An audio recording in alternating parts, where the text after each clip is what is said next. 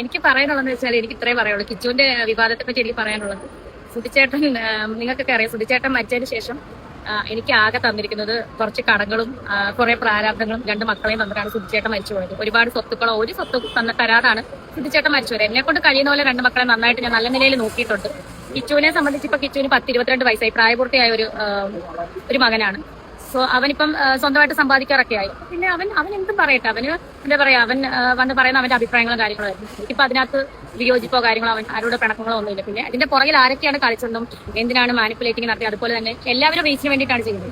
അങ്ങനെ ഒരു കോൾ ഇളക്കത്തിന് ശേഷം രേണു സുധി ഒരു ഇടവേളയ്ക്ക് ശേഷം അങ്ങനെ നാട്ടിൽ തിരിച്ചെത്തിയിരിക്കുകയാണ് മക്കളെ. അങ്ങനെ ദുബായിൽ നിന്നും പറന്ന രേണു സുധി ഇപ്പോൾ നാട്ടിലെത്തിയിട്ടുണ്ട്. അങ്ങനെ ഓരോ ചോദ്യങ്ങളുമായിട്ട് ഓൺലൈൻ മീഡിയാസ് വീണ്ടും പിറക്കിന്ന് ഇങ്ങനെ പോകുന്നുണ്ട്. അപ്പോൾ ഓരോ കാര്യങ്ങളായിട്ട് രേണു ഇങ്ങനെ തുറന്നടിച്ച് പറയുന്നുണ്ട്. കിച്ചുവിന്റെ കാര്യവും അതോടൊപ്പം തന്നെ പല പല പല പല പല കാര്യങ്ങളും. അത് ഏറ്റവും എടുത്തു പറയാനുള്ള ഒരു കാര്യം ഇപ്പോൾ രേണു പറഞ്ഞ ഈ ഒരു വിഷയം, അതായത് ഈ സുധി മരിക്കുമ്പോഴത്തേക്കും സുധി കുറേയധികം പ്രാരാബ്ദങ്ങളും കടങ്ങളും 2 മക്കളെയും ഒക്കെ തന്നിട്ടാണ് പോയത് എന്നുള്ള തരത്തിൽ രേണു വളരെ ഇതായിട്ട് പറയുന്നുണ്ട്. ഒരു കാര്യം ഞാൻ രേണുവിനോട് ചോദിക്കട്ടെ, സുധി മരിക്കുമ്പോൾ സുധിക്ക് ഈ തരത്തിലുള്ള കടങ്ങളും കാര്യങ്ങളും പ്രാരാബ്ദവും ഒക്കെ 2 മക്കളെയും തന്നിട്ടാണ് പോയതെങ്കിൽ സുധി മരിച്ചതിന് ശേഷം സുധിയുടെ പേരിൽ തന്നെ ഒരുപാട് സഹായങ്ങൾ ഈ പറയുന്ന രേണുവിന്റെ കുടുംബത്തിനും, അതായത് കിച്ചുവിനും അതോടൊപ്പം തന്നെ 2ാമത്തെ മകനും കിട്ടിയിട്ടില്ലേ? ഒരു നല്ലൊരു വീട്, അതോടൊപ്പം തന്നെ അല്ലാതെയുള്ള സഹായങ്ങൾ, പഠന ചിലവുകൾ, ഇതൊക്കെ തന്നെയും ആ ഒരു തരത്തിൽ ഇപ്പോ നാട്ടുകാരായാലും അതോടൊപ്പം തന്നെ ഫ്ലവേഴ്സ് ടിവിയുടെ ഭാഗത്തു നിന്നായാലും ഒക്കെ തന്നെ ഒരുപാട് സഹായങ്ങൾ സുധിയുടെ പേരിൽ കിട്ടിയിട്ടില്ലേ? അപ്പോ സുധി ഒരുപാട് പ്രാരാബ്ദങ്ങൾ തന്നിട്ടാണ് പോയത്. അല്ലെങ്കിൽ സുധി ഈ പറയുന്ന രീതിയിൽ മരിക്കുന്ന സമയം, അല്ലെങ്കിൽ മരിച്ചതിന് ശേഷം ഈ പറയുന്ന രേണു ഒരുപാട് കഷ്ടപ്പെട്ടു എന്നുള്ള തരത്തിലൊക്കെ പറയുന്ന രീതിയിലാണ് രേണുവിന്റെ ഈ ഡയലോഗ് കേട്ടപ്പോഴത്തേക്കും തോന്നിയ ഒരു കാര്യം എന്ന് പറയുന്നത്. സുധി മരിച്ചിട്ടുണ്ടെങ്കിൽ സുധിക്ക് മരിക്കുന്നതിന് മുന്നേ ഇന്ന കടകളും കാര്യങ്ങളും ഒക്കെ പ്രാരാബ്ദങ്ങളൊക്കെ ഉണ്ടായിട്ടുണ്ടെങ്കിൽ മരിച്ചതിന് ശേഷം ഈ പറയുന്ന വീട് ഉൾപ്പെടെ, വീടെന്ന് പറയുന്നത് ചെറിയൊരു കാര്യമല്ല, നിങ്ങൾക്ക് അല്ലാതെ വീടുണ്ടായിരുന്നോ? മരിക്കുന്നതിന് മുന്നേ വീടുണ്ടായിരുന്നോ? പക്ഷെ മരിച്ചതിന് ശേഷം, സുധി മരിച്ചതിന് ശേഷം ഒരു വീട് പോലും ഉണ്ടായിരിക്കുന്നു. അപ്പോ ഇതൊക്കെ സുധിയുടെ മരണശേഷം ഉണ്ടായി കഴിഞ്ഞു. ഒരുപാട് സഹായങ്ങൾ നിങ്ങൾക്ക് കിട്ടി. എന്നിട്ടും ഇങ്ങനെയാണ് എന്നുള്ള തരത്തിൽ പറയേണ്ട ആവശ്യമില്ല. ശരിക്കും പറഞ്ഞാൽ അത് റോങ് ആയിട്ടുള്ള ഒരു കാര്യമാണ്. അത് മാത്രമല്ല, രേണു പോലും, ഈ പറയുന്ന രേണു ആയാലും കിച്ചു ആയാലും ഒക്കെ തന്നെയും ഇപ്പോഴും ഒരു സപ്പോർട്ട് ജനങ്ങളിൽ നിന്ന് കിട്ടുന്നുണ്ടെങ്കിൽ അതിന്റെ പ്രധാന കാരണം സുധിയാണ്. സുധി ഒറ്റ ഒരാൾ മാത്രമാണ് നിങ്ങൾക്ക് ഇപ്പോഴും ഒരു സപ്പോർട്ട് ജനങ്ങളുടെ ഭാഗത്ത് നിന്ന് നിങ്ങൾക്ക് കിട്ടിക്കൊണ്ടിരിക്കുന്നത്. സുധി എന്ന് പറയുന്ന ഒരു വ്യക്തി ഇല്ലായിരുന്നെങ്കിൽ നിങ്ങൾ ഒന്നും തന്നെ ഒന്നുമല്ലാതാവുമായിരുന്നു എന്നുള്ളതാണ് വ്യക്തമെന്ന് പറയുന്നത്. അതായത് ഇപ്പൊ ഈ ലോകത്ത് ഒരുപാട് പേര് ഈ പറയുന്ന രീതി ഭർത്താക്കന്മാര് മരിച്ചിട്ട് ഭാര്യമാര് വിധവ ആവുന്നുണ്ട് ആ ഒരു തരത്തില്. അപ്പൊ അവർക്കൊക്കെ തന്നെ മക്കളും ഒക്കെ തന്നെ ഉണ്ടാവും, പ്രാരാബ്ദങ്ങളും കടങ്ങളും ഒക്കെ തന്നെ ഉണ്ടാവും. അപ്പൊ അവരെയൊക്കെ തന്നെ ഈ നാട്ടുകാരും അതോടൊപ്പം തന്നെ ഒരുപാട് പേര് സഹായിച്ച് അവരുടെ കടങ്ങളും അതോടൊപ്പം തന്നെ ഈ പറയുന്ന രീതി വീടൊക്കെ വെച്ചു കൊടുക്കാനായിട്ട് തുനിഞ്ഞിറങ്ങുവാണോ എല്ലാവരും? ഇല്ലല്ലോ. പക്ഷെ നിങ്ങൾക്ക് ഇതൊക്കെ കിട്ടിയിട്ടുണ്ട്. ഇതൊക്കെ കിട്ടിയിട്ടും പിന്നെ എന്തോ സുധി എന്തോ ഇതാക്കി വെച്ചിട്ടാണ് പോയത്, ഞാനാണ് ഇത്രയും കിടന്ന് കഷ്ടപ്പെട്ട് അതാണ് ഇതാണെന്ന് എന്ത് ഉദ്ദേശത്തിലാണ് ഈ പറയുന്നത്? ശരിക്കും പറഞ്ഞാൽ അത് ഒരിക്കലും എനിക്ക് യോജിക്കാൻ പറ്റത്തില്ല. അത് റോങ് ആയിട്ടുള്ള ഒരു കാര്യമാണ് ഈ പറയുന്ന രേണു പറഞ്ഞതെന്ന് പറയുന്നത്. അത് പറയേണ്ട ആവശ്യമില്ല. കാരണം ഒരുപാട് സഹായങ്ങൾ സുധിയുടെ പേരിൽ നിങ്ങൾക്ക് ലഭിച്ചിട്ടുണ്ട്. ആ ഒരു തരത്തിൽ ഇപ്പോഴും ആ ഒരു സപ്പോർട്ട് നിങ്ങൾക്ക് ഈ പറയുന്ന രീതിയിൽ കിച്ചുവിനായാലും രേണുവിനായാലും ഒക്കെ തന്നെ ഉണ്ടെങ്കിൽ അത് സുധി എന്ന് പറയുന്ന ഒറ്റ ഒരാളുടെ ഒരു കാര്യം കൊണ്ട് മാത്രമാണ് നിങ്ങൾക്ക് ആ ഒരു രീതി സപ്പോർട്ട് കിട്ടിയിട്ടുള്ളതെന്ന് പറയുന്നത്. അപ്പോൾ സുധിയെ വെറുതെ വലിച്ചഴക്കേണ്ട ആവശ്യമില്ല. സുധി അങ്ങനെ ചെയ്തിട്ടാണ് പോയത്, ഇങ്ങനെ ചെയ്തിട്ടാണ് പോയതെന്ന് പറഞ്ഞുകൊണ്ട്. പിന്നെ ഇനി നമുക്ക് കിച്ചുവിന്റെ വിഷയത്തിലേക്ക് വരാം. കിച്ചുവിനെ കുറിച്ച് രേണു വന്നിറങ്ങിയതിന് ശേഷം പറഞ്ഞ കാര്യം എന്ന് പറയുന്നത് കേട്ടു നോക്കാം. അമ്മയെന്ന് വിളിച്ചപ്പോ ഇപ്പോഴും എന്നെ അമ്മയെന്നാ വിളിക്കണം തോന്നുന്നു. എനിക്ക് ഓർമ്മയില്ല, അറിയില്ല എന്താണ് വിളിക്കുന്നത്. കുടുംബത്തിന് വേണ്ടി കിച്ചു ഞാൻ പറഞ്ഞില്ല, സ്വന്തമായിട്ട് സമ്പാദിക്കല്ലേ. അവനെ ഒരുപാട് പേര് ചേർത്ത് പിടിക്കാനുണ്ടെന്നൊക്കെ പറഞ്ഞ ഒരുപാട് പേര് രംഗത്ത് വരുന്നുണ്ടല്ലോ. നല്ല കാര്യമല്ലേ, നല്ല കാര്യമല്ലേ. സ്വന്തമായിട്ട് 18 വയസ്സല്ലല്ലോ, 22 വയസ്സായില്ലേ, വലിയ കുട്ടിയായില്ലേ അല്ലേ, യുവാവായില്ലേ. സ്വന്തമായിട്ട് സന്തോഷമായിട്ട് ജീവിക്കട്ടെ. അപ്പോ ഇനിയിപ്പോ കിച്ചുന് പൈസയും കാര്യങ്ങളൊന്നും കൊടുക്കണ്ട. കിച്ചുനി പറയുന്ന മാതിരി പലയിടത്തു നിന്നൊക്കെ തന്നെ കാശ് കിട്ടുന്നുണ്ടല്ലോ. പിന്നെ അവന് ഇത്ര പൈസയൊക്കെ ആയില്ലേ, അപ്പൊ പിന്നെ അവൻ സ്വന്തമായിട്ട് ഉണ്ടായിക്കോളും. ഇനിയിപ്പോ ഞാൻ ഒന്നും കൊടുക്കേണ്ട ആവശ്യമില്ല. കൊള്ളാം, നല്ല ഒരു ഇത് തന്നെയാണ് പറയുന്നത്. എന്തോ ഞാൻ അമ്മയാണ്, ഞാൻ അതാണ്, ഞാൻ ഇതാണ്, മറ്റതാണ്, മറിച്ചതാണ് എന്നൊക്കെ പറഞ്ഞുകൊണ്ട് ഭയങ്കര ഇതിലൊക്കെ തന്നെ പറയുന്ന ഒരു വ്യക്തി തന്നെ ഈ രീതിയിലുള്ള ഡയലോഗൊക്കെ തന്നെ അടിക്കണം.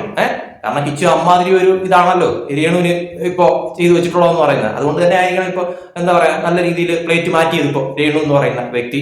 എന്തായാലും അതങ്ങനെയായി. അപ്പൊ ഇനിയിപ്പോ കിച്ചുവിന് ഈ പറയുന്ന രീതിയിൽ ഞാൻ ഒരു പൈസ പോലും ഇനി കൊടുക്കത്തില്ല, കിച്ചു വേണമെങ്കിൽ തനിയെ ഉണ്ടായിക്കോട്ടെ എന്നുള്ള തരത്തിലായിരിക്കും രേണു ആ പറഞ്ഞതിന്റെ ഒരു പൊരുളെന്ന് പറയുന്നത്. ഇനി ഇതൊക്കെ പോട്ടെ, മറ്റൊരു കാര്യം കൂടി രേണു പറഞ്ഞായിരുന്നല്ലോ. അറിയില്ല, അവൻ തുറന്നു പറഞ്ഞപ്പോഴാണ് അറിയുന്നത്. അപ്പൊ എപ്പോഴും തോന്നിയിട്ടുണ്ടോ അങ്ങനെ അവൻ ലഹരി ഉപയോഗിക്കുന്ന ഒരാളാണെന്ന്? സ്വന്തം മക്കള് എന്ത് ചെയ്തില്ലെങ്കിൽ നമുക്ക് എന്തെങ്കിലും തോന്നുന്നു. ഞാൻ എന്തെങ്കിലും ഒരു തെറ്റ് ചെയ്ത് എന്റെ അമ്മയ്ക്ക് അത് തോന്നുന്നു. നമ്മളെല്ലാം നമ്മുടെ മക്കൾ എപ്പോഴും എന്താ നന്നായിരിക്കണം, അവരെപ്പോഴും നല്ലതായിട്ട് ഇരിക്കട്ടെ, അല്ലെങ്കിൽ അവരെ കുറിച്ച് നമ്മൾ നല്ലതായി ചിന്തിക്കട്ടെ. പിന്നെ അങ്ങനെ തെറ്റായിട്ടൊന്നും ചിന്തിക്കാനുള്ള ഒരു അവസരം പോലും ഉണ്ടായിട്ടില്ല, പറ്റുന്നില്ല, ഇപ്പോഴും പറ്റുന്നില്ല. രേണുവിനോട് നേരിട്ടെപ്പോഴെങ്കിലും പറഞ്ഞിട്ടുണ്ടോ? അതെന്തൊരു പറച്ചിലാണ് രേണു, അറിയാൻ മേലഞ്ഞിട്ട് പോയി. കാരണം എന്തോ അമ്മമാർക്ക് മക്കളെ മനസ്സിലാവത്തില്ല എന്നുള്ള ആ ഒരു ഇത് പറഞ്ഞല്ലോ. അപ്പോൾ കിച്ചുവിന് ഈ പറയുന്ന രീതിയിൽ ആ ചോദ്യം ചോദിച്ചപ്പോഴത്തേക്കും, കിച്ചുവിനെ കുറിച്ച് ആ ഒരു ചോദ്യം ചോദിച്ചപ്പോഴത്തേക്കും രേണു പറഞ്ഞൊരു മറുപടിയാണ് അമ്മമാർക്ക് അറിയാൻ പറ്റുമോ? ഇല്ല, ആ ഒരു തരത്തിലൊക്കെ തന്നെ. അതെന്താ അമ്മമാർക്ക് എന്താ അറിയാൻ പറ്റാത്തതായിട്ടുള്ളത്? മക്കൾ വഴിതെറ്റി പോവുകയോ അല്ലെങ്കിൽ എന്തെങ്കിലും തരത്തിലുള്ള കാര്യങ്ങളോ പ്രശ്നങ്ങളോ ഉണ്ടാകുമ്പോഴത്തേക്കും ഒരു സത്യം പറഞ്ഞു കഴിഞ്ഞാൽ ആ ഒരു രീതിയിൽ മക്കളെ കെയർ ചെയ്യുന്ന, അത്രത്തോളം മക്കളെ ശ്രദ്ധിക്കുന്ന ഒരു അമ്മയാണെങ്കിൽ തീർച്ചയായിട്ടും അവർക്ക് മനസ്സിലാക്കാൻ പറ്റും ഏത് രീതിയിലോട്ടാണ് ആ മക്കളുടെ പോക്ക് എന്നുള്ളതിനെ കുറിച്ച്. അപ്പോൾ ഒരമ്മയ്ക്കും അത് മനസ്സിലാക്കാൻ പറ്റത്തില്ല എന്നുള്ളത് പറയുന്നത് ഒരു തെറ്റായിട്ടുള്ള കാര്യമായിട്ടാണ് എനിക്ക് തോന്നിയിട്ടുള്ളതെന്ന് പറയുന്നത്. കാരണം മക്കളെ അത്രത്തോളം സ്നേഹിക്കുന്ന, മക്കളെ അത്രത്തോളം ശ്രദ്ധിക്കുന്ന മാതാപിതാക്കൾക്ക് മക്കൾക്ക് എന്തെങ്കിലും ഒരു പ്രശ്നം വരുമ്പോഴത്തേക്കും ആ ഒരു തരത്തിൽ മനസ്സിലാക്കാനായിട്ട് അവർക്ക് സാധിക്കും.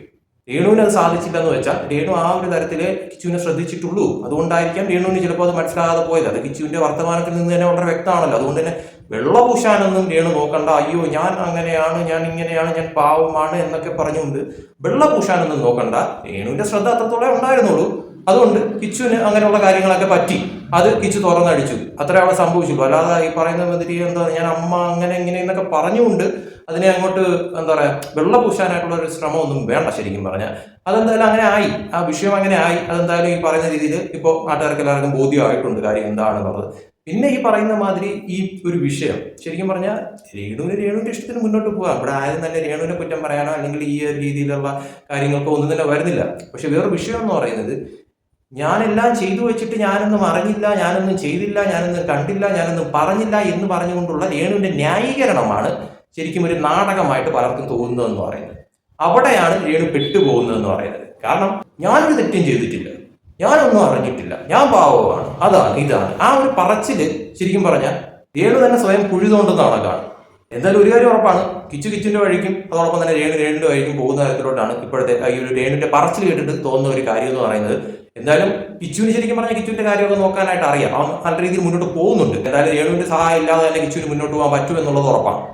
കിച്ചുവിന്റെ തലയിൽ എല്ലാം കൂടെ അങ്ങ് ഇട്ടുകൊടുത്തിട്ട് ഞാനൊന്നും അറിഞ്ഞില്ലേ എന്നുള്ള രീതിയിലോട്ടുള്ള ഒരു പോക്കാണ് രേണു ചെയ്യുന്നതെങ്കിൽ ശരിക്കും പറഞ്ഞാൽ രേണു പണി വാങ്ങിച്ച് കൂട്ടുന്ന കണക്ക് കാര്യങ്ങൾ മാറും. അതുകൊണ്ട് രേണുവിന്റെ കാര്യം നോക്കി പോവുക, കിച്ചുവിന്റെ കാര്യം നോക്കി പോട്ടെ. ഇടയ്ക്കിടയ്ക്ക് വന്നിട്ട് ഇമാതിരി വീഡിയോയിൽ വന്നിട്ട് തെറിവിളി, അതോടൊപ്പം തന്നെ ഏതെങ്കിലും കമന്റ് പൊക്കിക്കൊണ്ട് വന്നിട്ട് അത് ഇത് മറ്റത് മറിച്ചത്, ഇതൊക്കെയാണ് ശരിക്കും പറഞ്ഞാൽ ആളുകൾക്ക് ഒരു വെറുപ്പുണ്ടാക്കുന്ന കാര്യം. നിങ്ങളിപ്പോൾ മര്യാദയ്ക്ക് സംസാരിക്കുകയെ അല്ലെങ്കിൽ നിങ്ങളുടെ കാര്യം നോക്കി മുന്നോട്ട് പോവുകയോ ചെയ്ത് കഴിഞ്ഞാൽ ഇവിടെ ആൾക്കാർക്ക് ഒരു പ്രശ്നമില്ല. പക്ഷെ നിങ്ങൾ ഈ വെറുപ്പിക്കുന്ന തരത്തിൽ ഒരുമാതിരി സോഷ്യൽ മീഡിയയിൽ വന്നിട്ട് കൊഞ്ഞനെ കുത്തുന്ന തരത്തിലോട്ട് കാണിക്കുമ്പോഴും എന്തോ ഞാൻ തറയിലുമല്ല ആകാശത്തുമല്ല എന്നുള്ള രീതിയിലോട്ടുള്ള ഓരോ സംസാരങ്ങൾ കേൾക്കുമ്പോഴത്തേക്കുമാണ് നിങ്ങൾക്കെതിരെ പലരും കുറ്റം പറയുന്ന തരത്തിലോട്ട് കാര്യങ്ങൾ മാറുന്നത്. അപ്പോൾ അതെല്ലാം ആക്സെപ്റ്റ് ചെയ്യാനുള്ള മനസ്സുണ്ടാവണം. അല്ല ഞാനൊന്നും അറിഞ്ഞില്ല, അയ്യോ അതാണ് ഇതാണെന്ന് പറഞ്ഞിട്ട് കാര്യമില്ല. കാരണം നിങ്ങൾ ഈ പറയുന്ന മാതിരി കിച്ചുവിന്റെ ഈ വിഷയം വന്നപ്പോൾ തന്നെ തൊട്ടടുത്ത നിമിഷം നിങ്ങൾ കരഞ്ഞുകൊണ്ടൊരു വീഡിയോ വരും, അത് കഴിഞ്ഞതിന് ശേഷം പിന്നെ നിങ്ങൾ ഡാൻസ് കളിച്ചുകൊണ്ടൊരു വീഡിയോ വരും, പിന്നെ വേറെ കുറെ കാര്യങ്ങളൊക്കെ ആയി, പിന്നെ സബ്സ്ക്രിപ്ഷൻ വീഡിയോ എന്ന് പറഞ്ഞിട്ട് കുറെ കിട്ടും. അപ്പം ഇതൊക്കെ കാണുമ്പോഴത്തേക്കും ജനങ്ങൾക്ക് തോന്നുന്ന ഒരു കാര്യമാണ്, നിങ്ങൾ ഈ കാണിക്കുന്നതൊക്കെ ശുദ്ധ നാടകമാണോ എന്നുള്ളത് പലർക്കും ആ ഒരു തരത്തിൽ തോന്നിപ്പോകുന്നത് മാത്രമല്ല, അത് തെളിയിക്കുന്നവണ്ണമാണ് ശരിക്കും പറഞ്ഞാൽ രേണു കാണിക്കുന്ന മണ്ടത്തരം എന്ന് പറയുന്നത്. സോ അധികം മണ്ടത്തരമൊന്നും കാണിക്കാതെ മര്യാദയ്ക്ക് മുന്നോട്ട് പോയി കഴിഞ്ഞാൽ നല്ല രീതിയിൽ പോവാം. അതല്ല വീണ്ടും ഈ പറയുന്ന കണക്ക് മണ്ടത്തരങ്ങൾ കാണിച്ച് പണി ഇരന്ന് വാങ്ങാനാണെങ്കിൽ പിന്നെല്ലാം വരുന്നിടത്ത് വെച്ച് അങ്ങ് നേരിടുക, അത്ര മാത്രമേ ഉള്ളൂ പറയാനായിട്ട്.